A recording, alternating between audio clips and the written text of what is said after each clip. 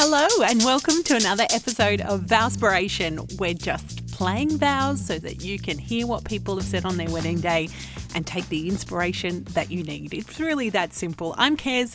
I'm a Newcastle celebrant. I've been marrying people for quite some time now, since 2009. I've been hitching, and I love, my favourite part of the wedding ceremony is this part, the part where a couple can speak to each other, ignore the crowd, ignore what's going on and just say lovely words to each other. It's really beautiful. There's not a secret art form to getting this right. There's just being who you are as a couple and as individuals and just, speaking from the heart. That's really the trick behind it. It's not as scary as you think. And that's the idea behind this podcast. When you hear people, when you hear their real vows, you'll know that you don't have to be Shakespeare. You just have to be yourself and everything's going to be okay. Don't be scared. It'll be great. Today, we are going to hear from Emily and Ash. Boy, did they have a little rough ride into their wedding day.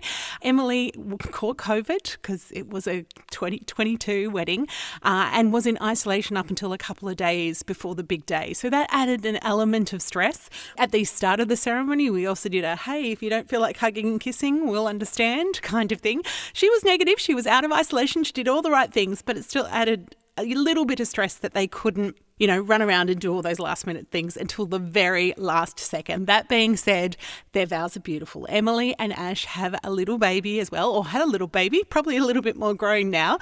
They wanted to incorporate the fact that they had found each other a little bit later in life and talk about their amazing family and what it meant to have found each other. And I think you'll hear that in their vows.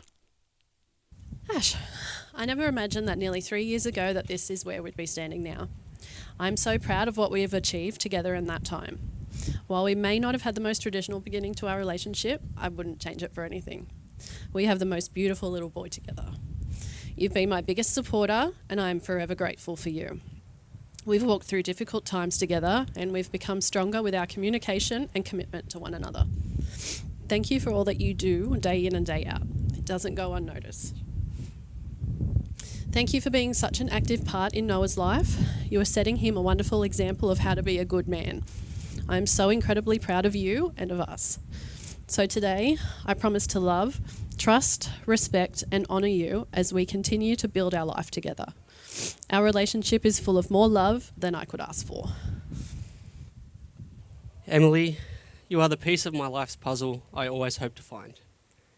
And with bringing Noah into the world, you have helped to give me a piece of my life's puzzle I never realised I was missing. You have changed my life in ways I never imagined, not just through becoming a parent, but by showing me what it means to truly love someone and to be loved by someone for who I am. Knowing I can be myself around you gives me an oasis of calmness and confidence among the chaos that is my mind. And while you may roll your eyes at the resulting quirkiness and quality dad jokes, I know deep down you think I'm totally hilarious. I wish you could see yourself through my eyes, just so you can see just how amazing and beautiful you are. And no, I'll never get tired of telling you that. I know I can't promise you the world, and I know that's not what you want either. But what I can promise is to always have your back, to be your shoulder to lean on, to always try and give you a reason to smile, to be loyal, honest and true, and to be the best husband and father I can be for you and Noah. I love you. Thank you, Emily and Ash. I really appreciate when people let me, steal their audio. It means a lot that they're proud of what they said, because I think they should be, but also that they're happy to share it so that others don't feel afraid. If you like what you hear, there are plenty of episodes of Vowspiration. Go back and listen to a couple more, or get onto vowspiration.com. You can buy a copy of my book, have a look around, or maybe even if you are happily hitched, maybe you could submit your vows. Maybe we could do an episode on you. We'd love to do that. I'm Kez. Thanks for listening, and we'll be back next week.